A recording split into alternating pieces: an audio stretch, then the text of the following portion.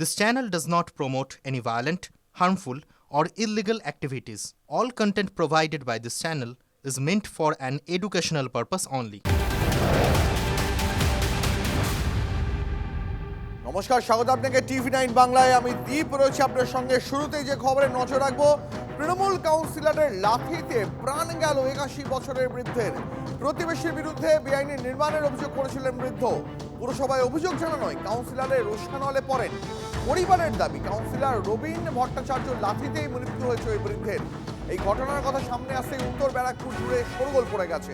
কাউন্সিলরের লাঠিতে ওই বৃদ্ধের মৃত্যু হয়েছে, এ তো বিস্ফোরক অভিযোগ।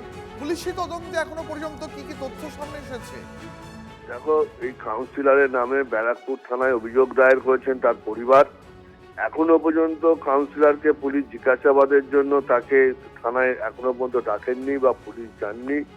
তবে কাউন্সিলরের অভিযোগ, যিনি আইনজীবী রবীন ভট্টাচার্য, যে সে এই ঘটনার সাথে যুক্ত নয়, সে লাথি মারেনি, তাকে গালিগালাজ করা হয়েছিল, তার সাথে তর্কাতর্কি হয়েছে। তাহলে তিনি প্রমাণ করছেন যে তার সাথে তার একটা ঝামেলা হয়েছিল।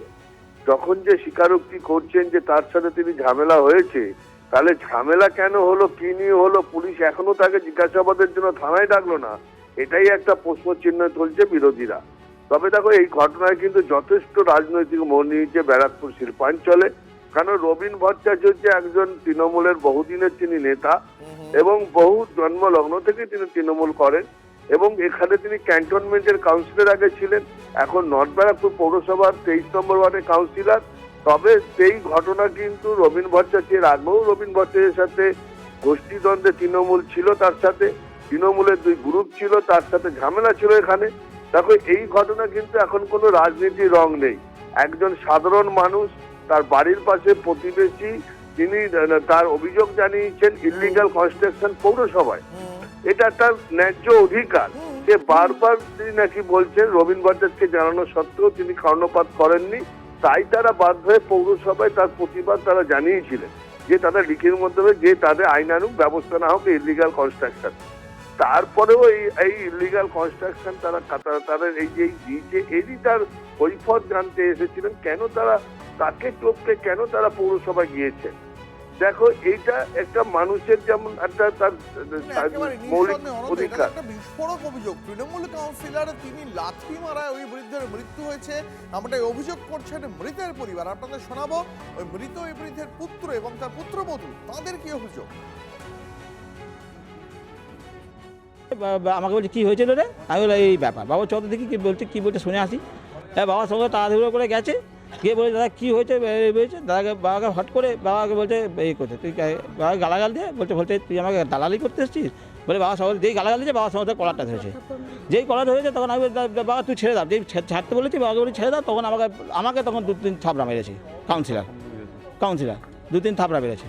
তুই এখানে বাবাকে নিয়েছিস আমাকে মস্তানি করার জন্য বলে এইসব করা বলে, মানে ওখানে দাঁড়িয়ে অকাত্য ভাষা গালাগাল দিচ্ছে।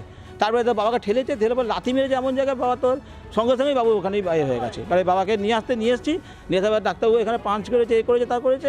তারপরে কিছুক্ষণ বাবার শ্বাস প্রশ্বাস চলেছিল, তারপরে বাবা হয়ে গেছে। আমাদের অপরাধ একটাই ছিল, আমাদের পাশে ইনলিগাল বাড়ি হচ্ছে, আমরা তাকে জানিয়েছিলাম, সে কোনো স্টেপ নেয়নি। যদি স্টেপ নিত আজকে 3তলা বাড়িটা উঠে যেত না। তা আমাদের অপরাধ একটাই, ওনাকে টপকে আমরা কেন চেয়ারম্যানের কাছে চিঠিটা দিয়েছি যে ইনলিগাল কনস্ট্রাকশন হচ্ছে, এটা চিঠি দিয়েছি বলে। ওনার ইগোতে হয়তো হাট লেগেছে যে ওনাকে টপকে উনি আমাদের কাউন্সিলর, তাই জন্য ওদের অকথ্য ভাষায় গালিগালাজ করেছে, আমার হাজব্যান্ডের গায়ে হাত দিয়েছে। এবার সেটা দেখে কোনো বাবা কি চুপ থাকতে পারে? সে 81 বছর বয়স, আমাদের কথা হলো ওনাকে কিভাবে উনি লাঠিটা মারলো। ব্যারাকপুরের ঘটনা দেখালাম আপনাদের, এবার একটু চোখ রাখা যাক রানাঘাটের দিকে। নদিয়া জেলার রানাঘাট, সেখানে যুব তৃণমূল নেতার অত্যাচারে বাংলা ছাড়া হতে হচ্ছে বাঙালি দম্পতিকে। চোখের জলে রানাঘাট ছেড়ে ভোপাল চলে যাচ্ছেন বৃদ্ধ দম্পতি।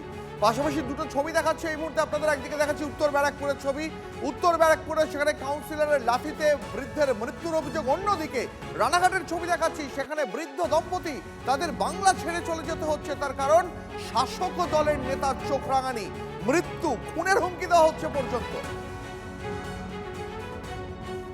আজকে একজন মানুষ বাড়ির পাশে ইলিগাল কনস্ট্রাকশন হচ্ছে, তার জন্য কমপ্লেন করতে, পয়সা জন্য পিছাস আছে ওখানে। ওই রবীন ভট্টাচার্য পয়সা তুলতে গেছে, পয়সা তুলতে গিয়ে ওখানে দেখেছে কি কমপ্লেন হয়েছে। এবার পৌরসভার দিকে কমপ্লেন হলে ন্যাচারালি হোক না হোক তো লোক পাঠাতে হয়, লোক দেখানোর জন্যও পাঠায় পৌরসভা। তো যাই হোক পৌরসভা পাঠিয়েছে, ওই পৌরসভা কাউন্সিলরকে আবার ওখানে একটা বয়স্ক লোক 81 বছরের বয়স্ক লোককে ফটাস করে লাথি চালিয়ে দিয়েছে, মেরেছে, পড়ে গেছে, লোকটা অজ্ঞান হয়ে স্টক হয়ে গেছে। এই 81 বছরের লোককে একটা লোক লাথি মারবে কাউন্সিলর নিজের বাড়ির সামনে, নিজের পরিবারের সামনে, বরদাস্ত করতে পারেনি, মারা গেছে। ওনার মৃত্যুর জন্য দায়ী হচ্ছে ওনার ছেলে হেমন্ত, যে তার অসুস্থ বাবাকে নিয়ে এসে ওখানে চিৎকার চেঁচামেচি করে আমাকে গালাগালি করেছে, মারধর করেছে। আমি ওনার সাথে কিছু করিনি এবং এই এলাকায় গেলে আপনারা জানতে পারবেন। এবং এই কথার প্রতিবাদ করাতে সোমেন মজুমদার বলে একজন ছিল, তাকেও উনি মেরেছেন, তাকেও গালাগালি করেছেন।